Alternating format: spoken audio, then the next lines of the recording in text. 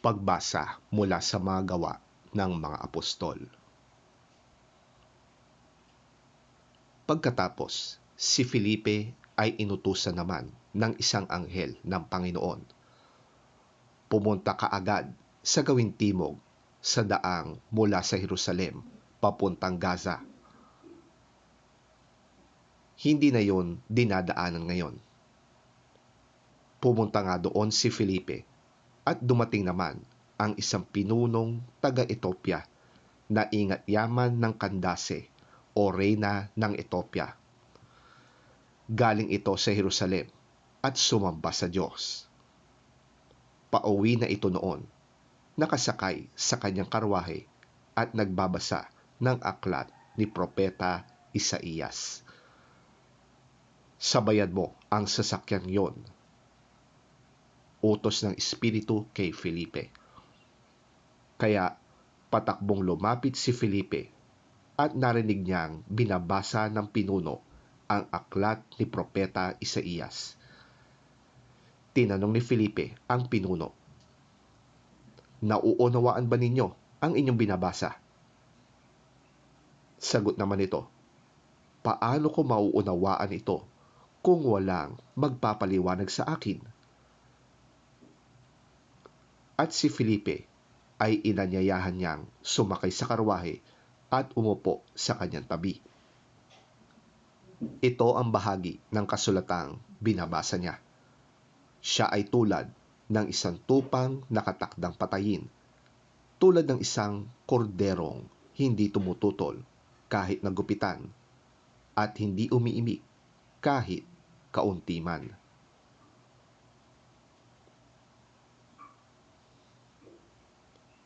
Siya'y hinamak at pinagkaitan ng katarungan.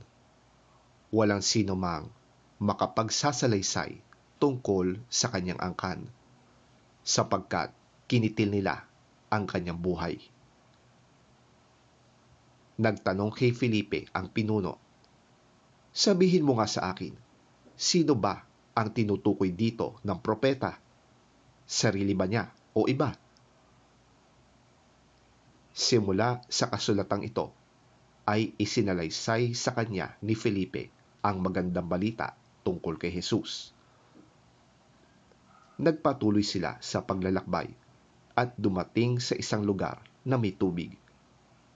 Kaya't sinabi ng pinuno, "Tingnan mo, may tubig dito. Hindi pa ba ako maaaring bautismuhan?"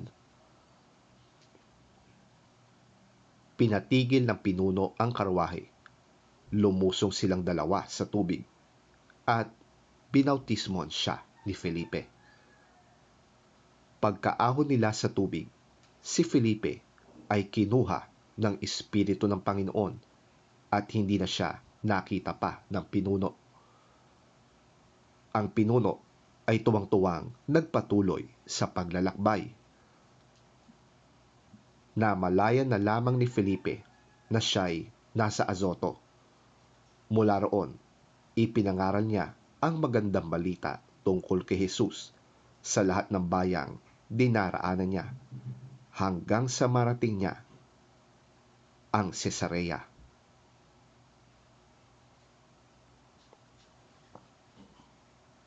Ang salita ng Diyos. Salamat sa Diyos.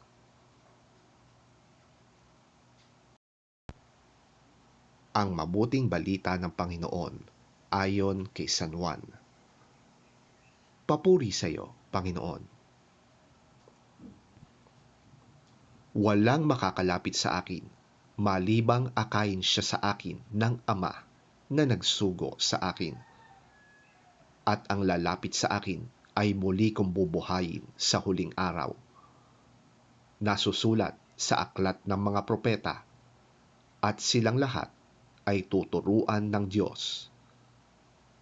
Ang bawat nakikinig sa Ama at natututo sa Kanya ay lalapit sa akin. Hindi ito nangangahulugang may nakakita na sa Ama. Ang nagmula sa Diyos ang tanging nakakita sa Ama. Pakatandaan ninyo, ang sumasampalataya sa akin ay may buhay na walang hanggan. Ako nga ang tinapay na nagbibigay buhay. Kumain ng mana ang inyong mga ninuno nang sila'y nasa ilang, ngunit sila'y namatay. Narito ang tinapay na bumaba mula sa langit, upang ang sinumang kumain nito ay hindi na mamatay. Ako nga ang tinapay na nagbibigay buhay na bumaba mula sa langit. Mabubuhay magpakailanman ang sinumang kumain ng tinapay na ito.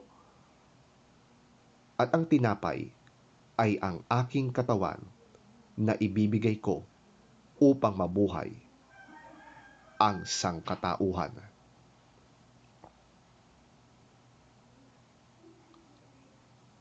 Ang mabuting balita ng ating Panginoon.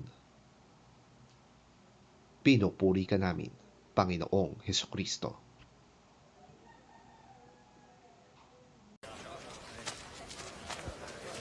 People cannot come to me unless the Father who sent me draws them to me.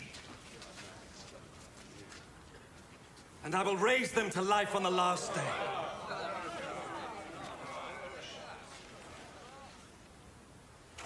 The prophets wrote,